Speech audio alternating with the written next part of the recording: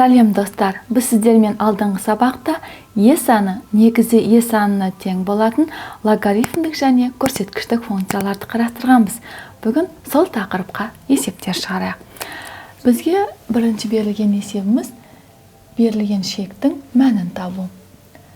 Лимит n ұмтылады шексіздікке және 1 қосылған 2-нің n дәрежесі жақшаның сыртында 4-тің n дәрежесіне тең.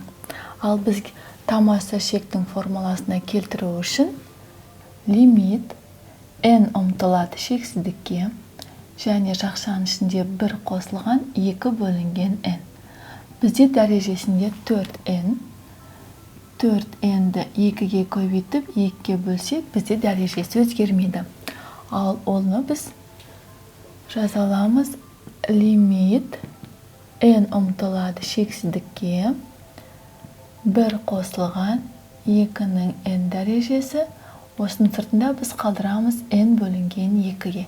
Сонда бізде қалған дәрежені жақшаның сыртына шығарсақ, ол бізде 4 пен 2-нің көбейтіндісі 8. Ал жақшаның ішіндегі өрнектің барлығы е санына тең. Сонда e-нің 8 дәрежесіне тең болып қалады. Келесі екінші есепті қарастырайық. Лимит x ұмтылады 0-ге, жақшаның ішінде 1 қосылған k көбейтілген x.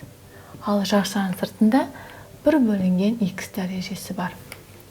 Ол үшін енді 0-ге ұмтылғандағы шекті қарастыратын болсақ, лимит x ұмтылады шексіз 0-ге, жақшаның ішінде 1 қосылған k бөлінген x. Және бізде дәрежесінде 1 бөлінген kx болу керек, және k мен қысқаратындай алымын k-ға көбейтуіміз қажет.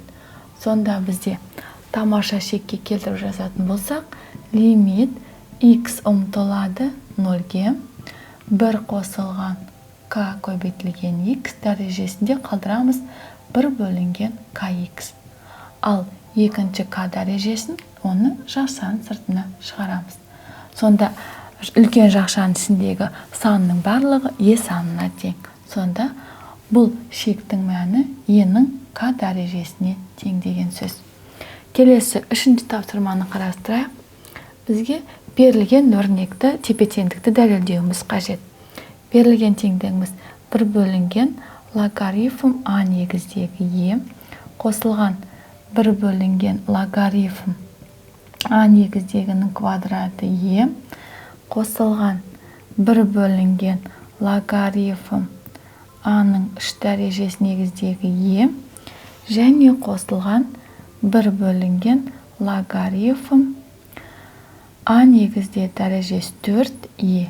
Осы берілген қосындының барлығы ұмын көбейтілген натурал логарифм негіздегі a-ға тең екенін дәлелдеуіміз қажет.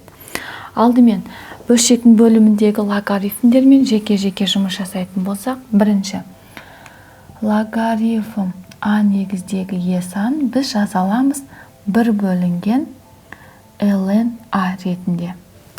Ал екінші өрнекте логарифм a-ның квадраты e-ні, бұл жердегі 2-ні логарифм дәрежесінің алдына 2-ден 1 қылып шығарамыз. Сонда 2-ден 1 логарифм a негіздегі e. a негіздегі e-ні 2-ні орнына отыратын болсақ, 1 бөлінген 2 натурал логарифм негіздегі a-ға тең болады. Дәл солай логарифм a негіздегі дәрежесі 3 негіздегі e санын жазатын болсақ, ол бізде логарифм a-ның 3 дәрежесі негіздегі e саны тең болады.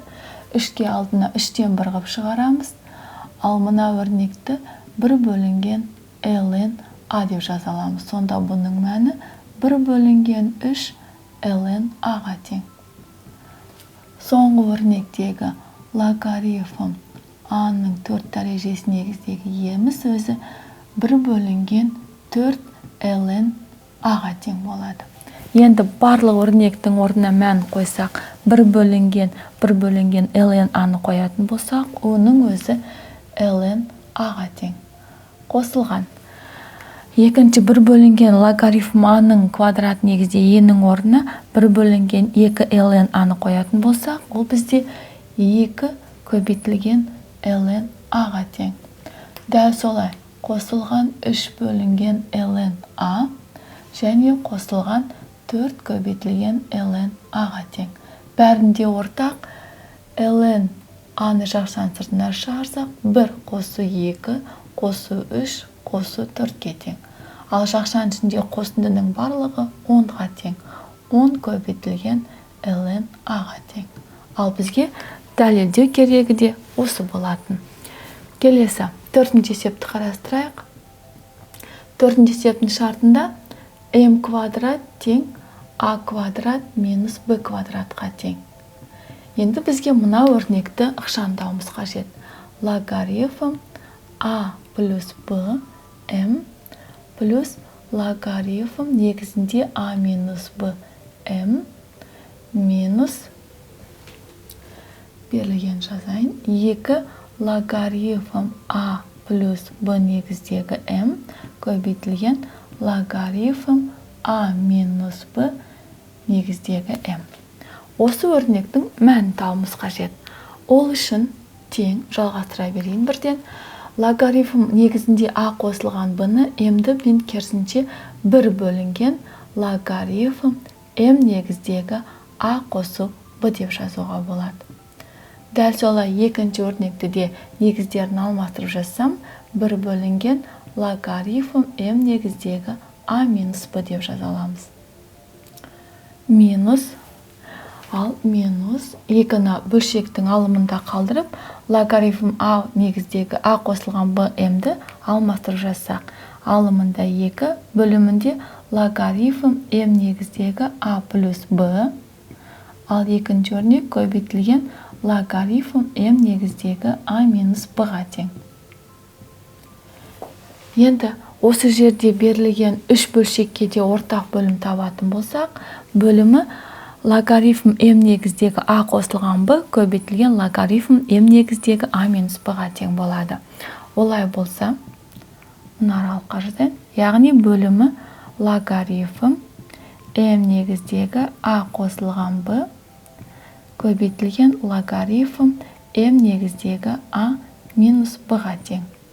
Олай болса, бірінші бөлшекке біз логарифм m негіздегі a минус b-дан береміз. Сонда бірінші бөлшегіміз логарифм m негіздегі a минус b қосылған екіншіге ортақ бөлім a минус b-сы бар, яғни қосындыдан береміз. Логарифм m a плюс b және минус 2.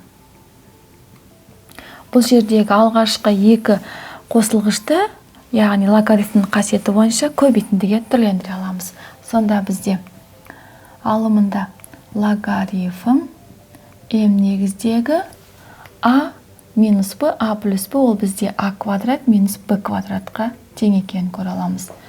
Минус 2. Минус 2-ның жанына логарифм m негіздегі m-ді көбейтсек, ол бізде бәрі 1-ге тең, ол ешқандай әсер етпейді. Яғни бұл жердегі 2-ні дәрежесіне шығаратын болсақ, минус логарифм m негіздегі m-ның квадратына тең. Ал бөлімі өзгеріс қалады. Логарифм m негіздегі a плюс b көбейтілген логарифм m негіздегі a минус b-ға тең. Ал бұдан бізде берілгені бойынша m квадратымыз a квадрат минус b квадратының айырымына тең. Олай болса, a квадрат минус b квадратының орнына m квадратты қоя аламыз. Сонда бізде логарифм m квадрат азайтылған логарифм m квадратқа тең болады алымы, бөлімі өзгеріс қалады. Логарифм m негіздегі a қосылған b көбейтілген логарифм m негіздегі a минус b. Ал алымдағы сандар бірдей сандарды азайтатын болсақ 0, кез келген санды 0-ге бөлетін болсақ, бұл өрнектің мағынасы 0-ге тең деген сөз. Біз сіздермен қарастырдық ие саны және негізі еге тең болатын көрсеткіштік және логарифмдік функцияларды. Келесі кездескенше сау болыңдар.